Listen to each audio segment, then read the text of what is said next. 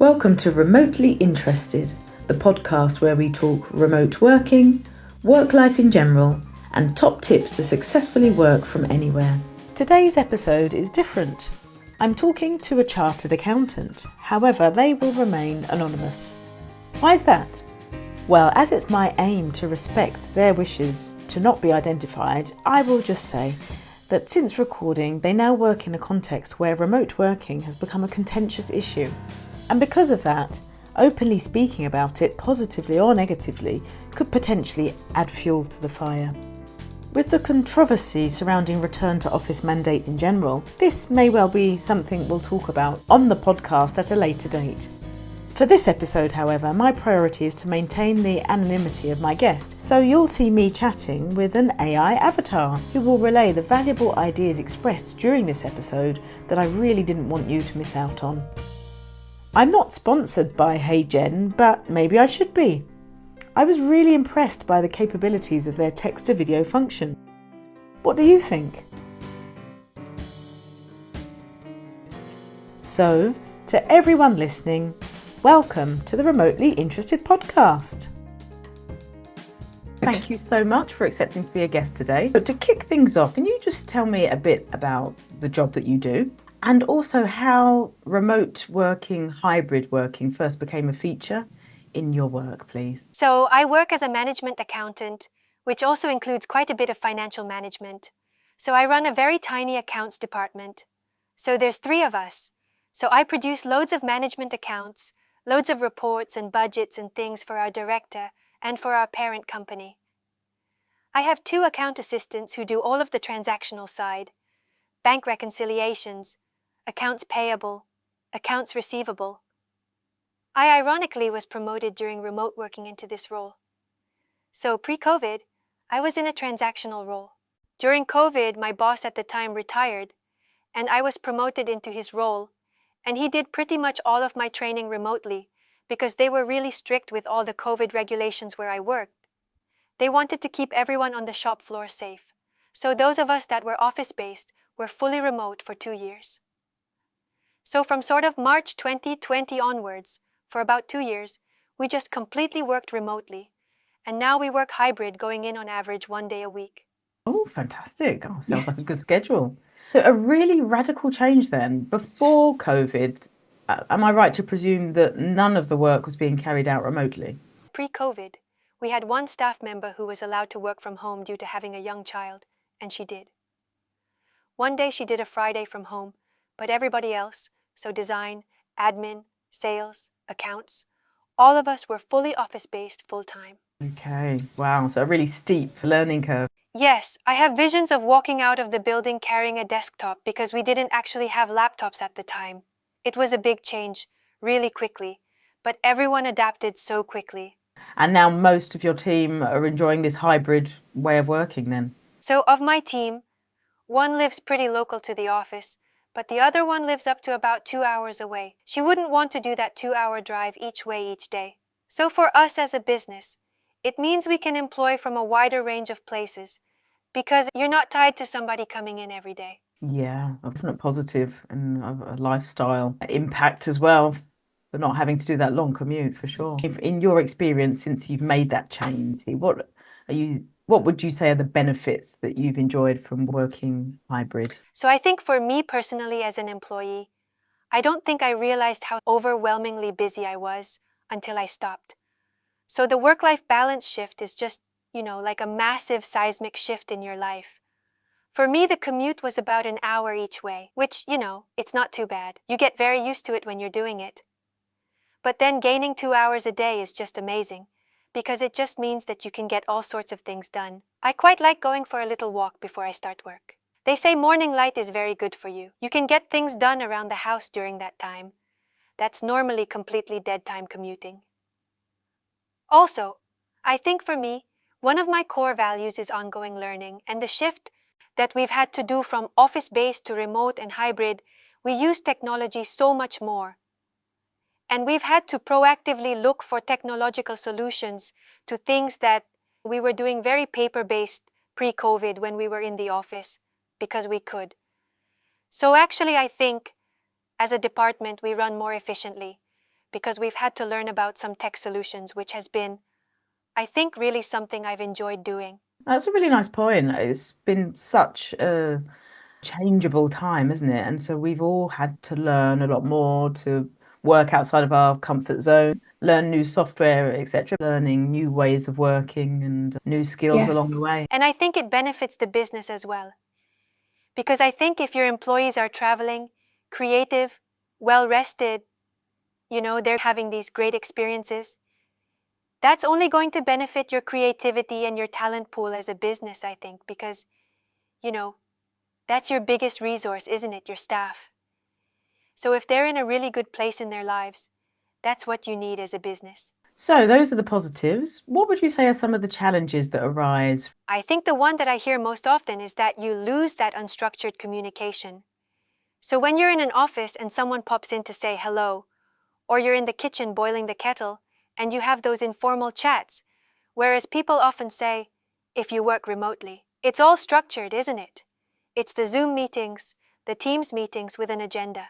But I actually think that's something that they do really well where I work, because we do use Teams and we do have scheduled meetings, but we do call each other quite regularly throughout the day on Teams as well. So if somebody sent an email and it's going to take you 20 minutes to type an essay back to them, instead of that, we'll just ring and we'll just have a quick chat. And I think we've managed to keep up that informal communication, checking in how people are, even though most of us aren't in the office on the same days and see each other fairly infrequently. I think that's something that you've got to sort of maybe make more of a conscious effort to do if you work remotely. But I think being in an office isn't the same thing as having good communication.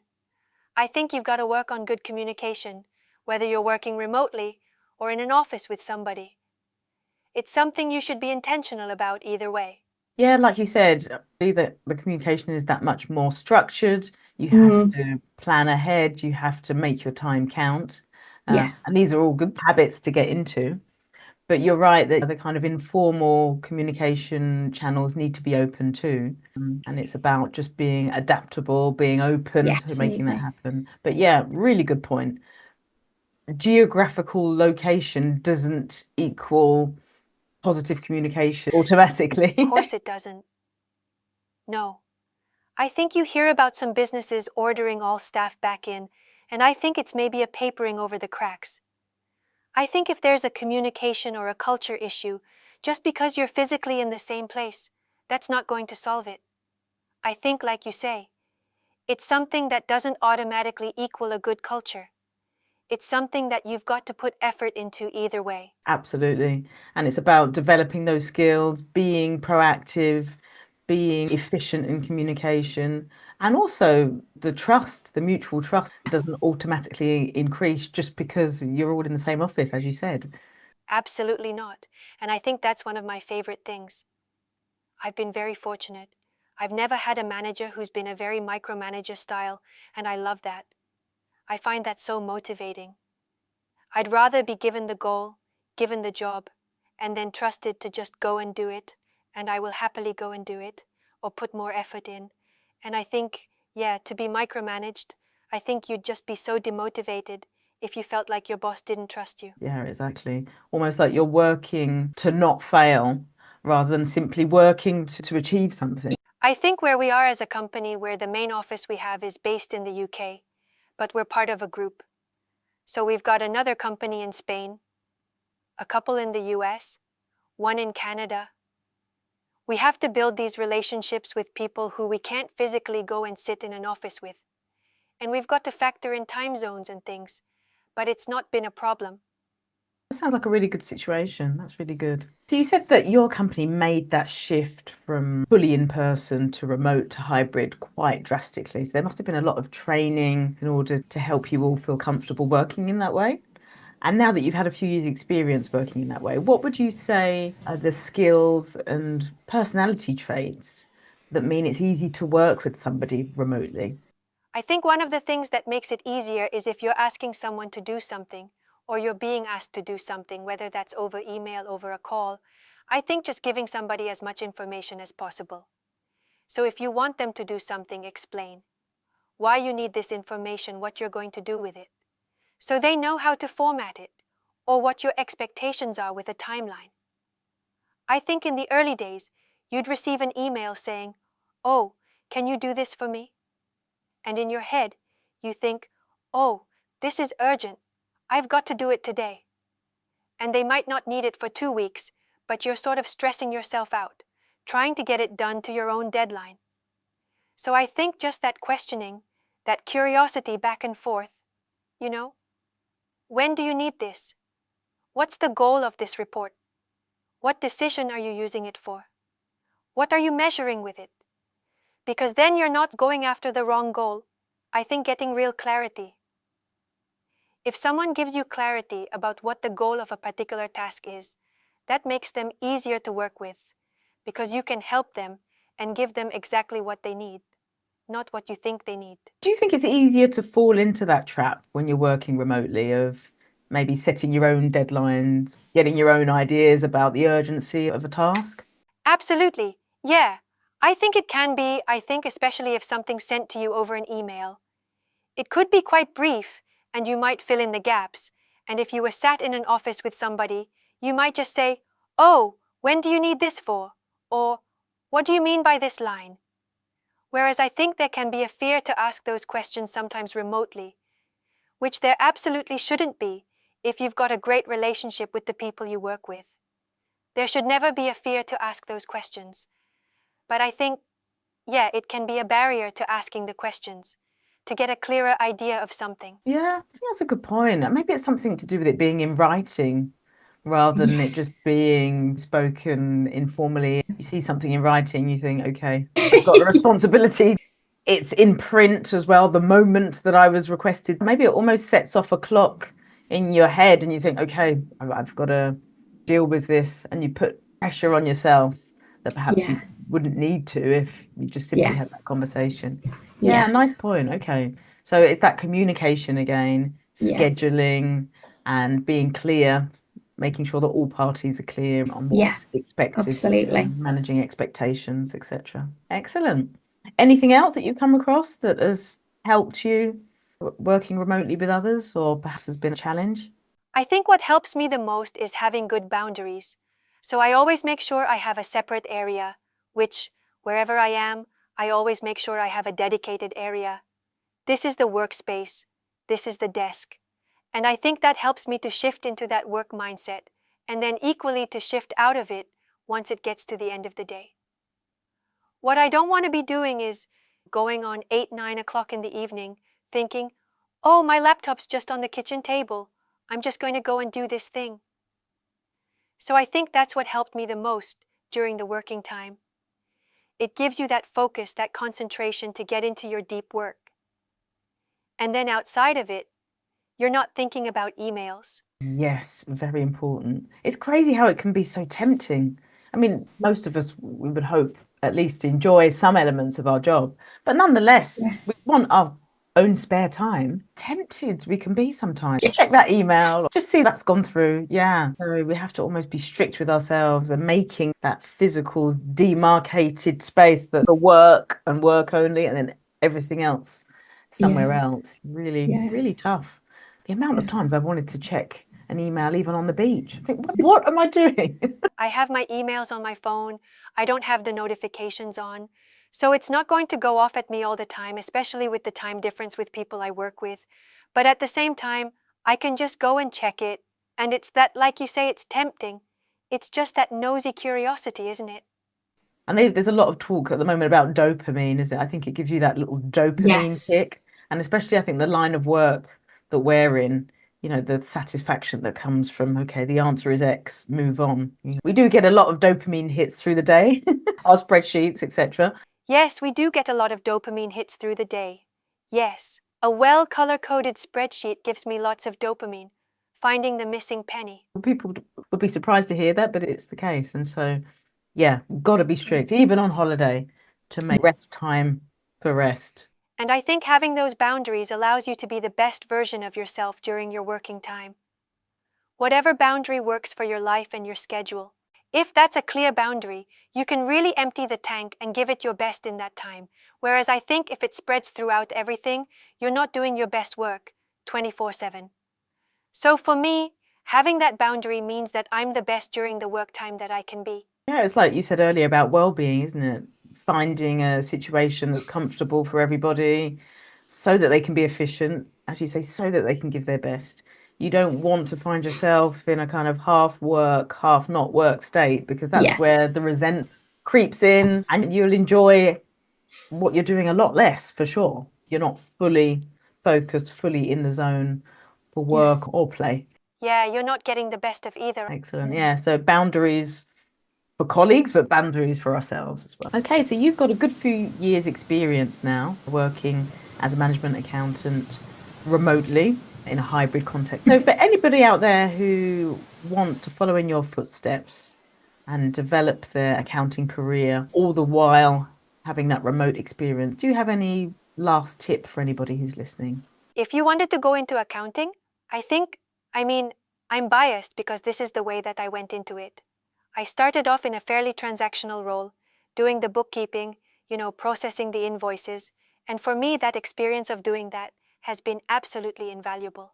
Now, in a more senior analytical role, because it allows me to have that curiosity of the numbers, when I see a financial statement or a report, I've processed the transactions that go into that in the past.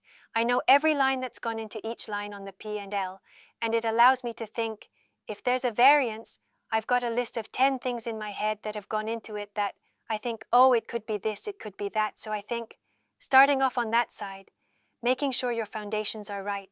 Don't try to skip ahead. Get that experience, and then just always be learning. I just think, once you've done your qualifications, just keep learning, whether that's new software, constantly looking for ways to improve yourself, and also the way you do processes in the business. And I think as a career, I think it works amazingly well with remote and hybrid, because everything these days is going cloud-based, making tax digital. So you're working on those systems regardless of where you are. And I think once you've got that experience, you really could do that high-level work from anywhere in the world without a problem.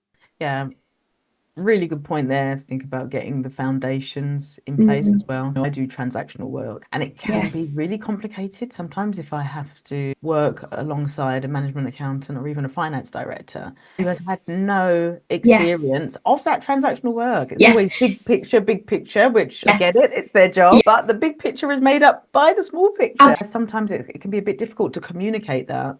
And for them to go back and look and understand, they tend to be more reliant on the transactional workers because they just don't have that experience. So yeah, like I said, I'm biased because that's the way I've done it, but I don't think I'd be able to do as good a job now in the role I've got now if I'd not had all that experience, because you've got to have that commercial focus, but equally you've still got to be curious about, why are we over budget in that category?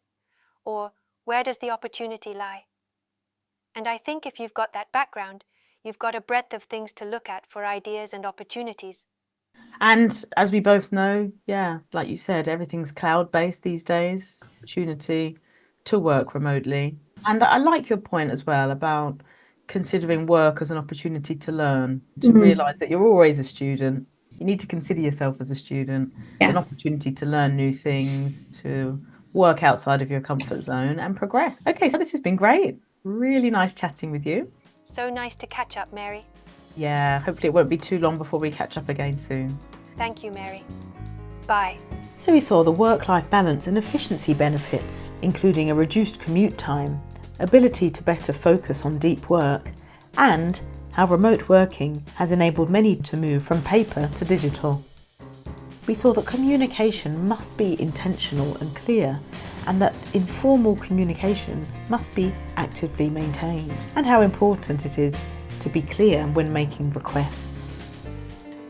And to stay effective, we saw how important it is to enforce and maintain clear physical and time boundaries, and that remote success depends on trust, autonomy, and strong self-discipline, not micromanagement. So, if you're even remotely interested in remote working, I'll see you next time.